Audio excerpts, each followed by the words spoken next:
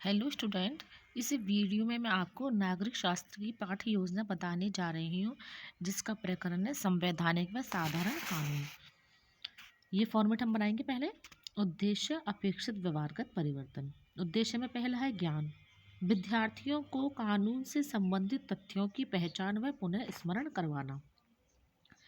अपेक्षित व्यवहारगत परिवर्तन में पहला पॉइंट है विद्यार्थी संवैधानिक और साधारण कानून के अर्थ का प्रत्यय स्मरण कर सकेंगे। विद्यार्थी संवैधानिक व साधारण कानून के अर्थ का प्रत्यभिज्ञान कर सकेंगे। दूसरा उद्देश्य अवबोध। विद्यार्थियों को कानूनों से संबंधित तथ्यों की योग्यता का विकास करवाना। अपेक्षित व्यवहारगत परिवर्तन में पहला पॉइंट है विद्यार्थी कानूनों से संबंधित तथ्यों की व्याख्या कर सकेंगे। विद्यार्थी कानूनों से संबंधित तथ्यों का वर्गीकरण कर सकेंगे। फिर अगला है ज्ञान उपयोग। विद्यार्थियों में कानूनों से संबंधित तथ्यों के प्रयोग की योग्यता का विकास करवाना। अपेक्षित व्यवहारगत परिवर्तन में पहला पॉइंट हम लिखेंगे विद्यार्थी कानूनों से संबंधित तथ्यों का दैनिक जीवन में उपयोग कर सकेंगे। विद्यार्थी कानूनों से संबंधित प्राप्त ज्ञान का नवीन परिस्थितियों में प्रयोग कर सकेंगे। तीसरा है विद्यार्थी कानूनों से संबंधित निर्णय ले सकेंगे। फिर अगला है कौशल। विद्यार्थियों में कानून से संबंधित चित्र व चार्ट आदि की निर्माण की कुशलता का विकास करवाना। अपेक्षित व्यवहारगत परिवर्तन में पहला पॉइंट लिखेंगे विद्यार्थी कानूनों से संबंधित चित्र बना सकेंगे। विद्यार्थी कानूनों से संबंधित चार्ट बना सकेंगे। फिर पांचवा उद्देश्य अभिरुचि। विद्यार्थियों में कानूनों से संबंधित समस्याओं के प्रति रुचि विकसित करना। अपेक्षित व्यवहारगत परिवर्तन में पहला पॉइंट है विद्यार्थी कानूनों से संबंधित तथ्यों के प्रति रुचि विकसित कर सकेंगे। विद्यार्थी कानूनों से संबंधित मूल्यों एवं भावनाओं को समझने में रुचि ले सकेंगे। अगला उद्देश्य अभिवृद्धि। विद्यार्थियों में कानूनों से संबंधित तथ्यों के प्रति सकारात्मक व विश्वसनीय दृष्टिकोण विकसित करना। अपेक्षित व्यवहारगत परिवर्तन में पहला पॉइंट है विद्यार्थी कानूनों से संबंधित तथ्यों के प्रति सकारात्मक दृष्टिकोण विकसित कर सकेंगे। विद्यार्थी कानूनों से संबंधित तथ्यों के प्रति विश्वसनीय दृष्टिकोण विकसित कर सकेंगे। अब देखते सहायक सामग्री। चौक, डस्टर, झाड़न, लपेट फलक, संकेतक, चार्ट, चित्र इत्यादि। पूर्व ज्ञान। विद्यार्थी संवैधानिक व साधारण कानूनों के बारे में सामान्य जानकारी रखते हैं। अब आगे प्रस्तावना में देख लीजिए। इसे फॉर्मेट हम बना लेंगे छात्राध्यापिका क्रिया, छात्र क्रिया। छात्राध्यापिका क्रिया में पहला प्रश्न लिखेंगे नियमों और कानूनों का संग्रह क्या कहलाता है। छात्र क्रिया में लिखेंगे नियमों और कानूनों का संग्रह संविधान कहलाता है।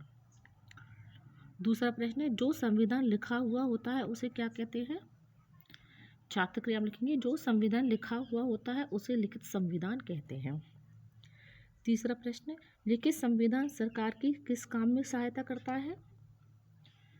छात्र क्रिया में लिखेंगे देश की शासन व्यवस्था चलाने में लिखित संविधान सहायता करता है। चौथा प्रश्न देश की शासन व्यवस्था को ढंग से चलाने के लिए किसकी आवश्यकता होती है।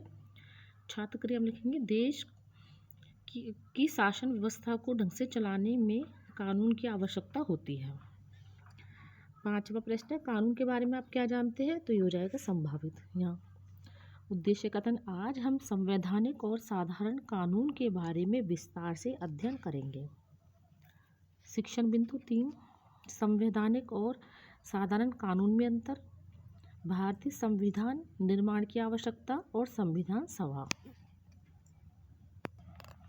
आगे देखिए ये फॉर्मेट हम बनाएंगे शिक्षण बिंदु, छात्र अध्यापिका क्रिया, छात्र क्रिया, सहायक सामग्री, शामपट, सार। शिक्षण बिंदु पहला शिक्षण बिंदु संवैधानिक और साधारण कानून में अंतर। छात्र अध्यापिका क्रिया में हम विकासात्मक प्रश्न लिखेंगे जिसमें पहला प्रश्न हम लिखेंगे प्रस्तुत चार्ट किसका है। छात्र क्रिया में लिखेंगे नियमों का। देख लीजिए सहायक सामग्री में हम इस प्रकार से चित्र बनाएंगे, आप इसका स्क्रीनशॉट ले सकते हैं। ये यातायात के नियमों का चार्ट है। दूसरा प्रश्न, सड़क पर चलते समय हमें किन बातों का पालन करना चाहिए? छात्र के हम लिखेंगे यातायात के नियमों का। तीसरा प्रश्न, यातायात के नियमों के अनुसार हमें लाल बत्ती होने पर क्या करना चाहिए? गाड़ी रोकनी चाहिए। चौथा प्रश्न, संवैधानिक और साधारण कानून में अंतर बताइए। तो ये हो जाएगा संभावित उत्तर। अब छात्र अध्यापिका कथन, ये हम छात्र अध्यापिका क्रिया में लिखेंगे। संविधान के वे प्रावधान जो शासन के स्वरूप को निर्धारित करते हैं संवैधानिक कानून कहलाते हैं, जबकि शासन कार्य चलाने के लिए कुछ कानूनों की जरूरत होती है वे साधारण कानून कहलाते हैं। छात्र ध्यान पूर्वक सुनेंगे। यहाँ आ जाएगा कथन प्रविधि। अब ये देख लीजिए, श्यामपट्ट सार में इस प्रकार से ब्लैक शीट पर हम लिखेंगे, संविधान व साधारण कानून में अंतर। संवैधानिक में शासन का स्वरूप, साधारण में शासन के कार्य। अब दूसरा शिक्षण बिंदु, भारतीय संविधान निर्माण की आवश्यकता। विकासात्मक प्रश्न छात्र अध्यापिका क्रिया में लिखेंगे हम। इसमें पहला प्रश्न लिखेंगे, प्रस्तुत चार्ट किसका है? छात्र क्रिया में लिखेंगे भारतीय संविधान निर्माण का। देख लीजिए, इस प्रकार से हम मिनिएचर लगा देंगे।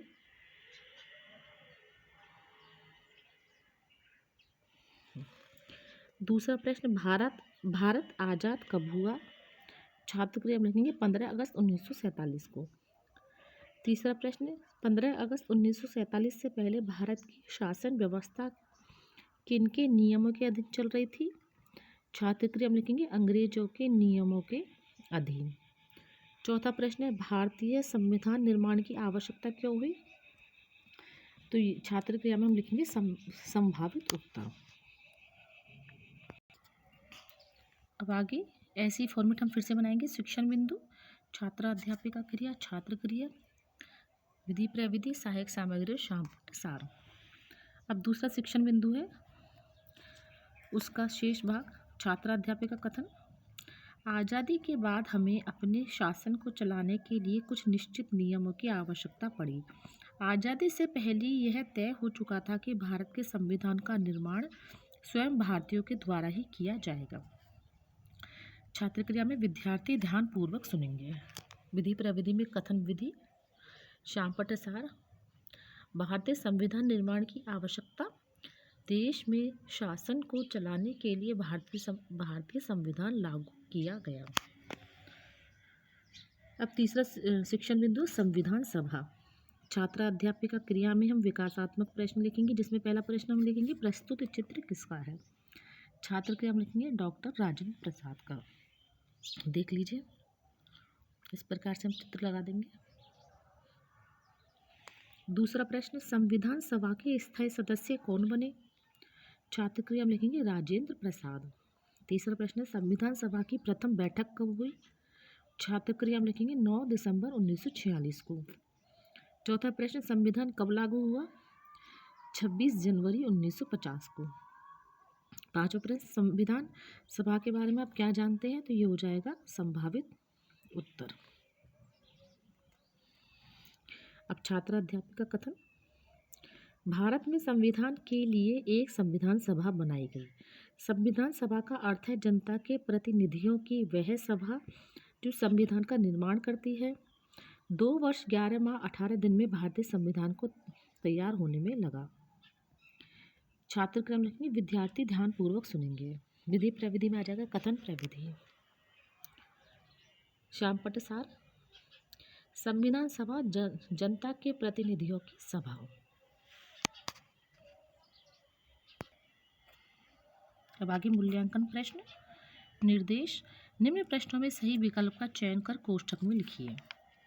पहला प्रश्न, संविधान सभा के स्थायी अध्यक्ष थे ए भीमराव अंबेडकर, ब जवाहरलाल नेहरू, स राजेंद्र प्रसाद और द सच्चिदानंद सिन्हा। दूसरा प्रश्न, संविधान सभा की प्रथम बैठक कब हुई? 9 दिसंबर 1946, 15 अगस्त 1947, 26 जनवरी 1950, 26 नवंबर 1949। फिर अगला निर्देश, निम्न प्रश्नों में रिक्त स्थानों की पूर्ति उचित विकल्प का चयन करके कीजिए। फिर इसमें पहला प्रश्न है, शासन व्यवस्था के स्वरूप को तय करने वाले कानून कहलाते हैं संवैधानिक या साधारण।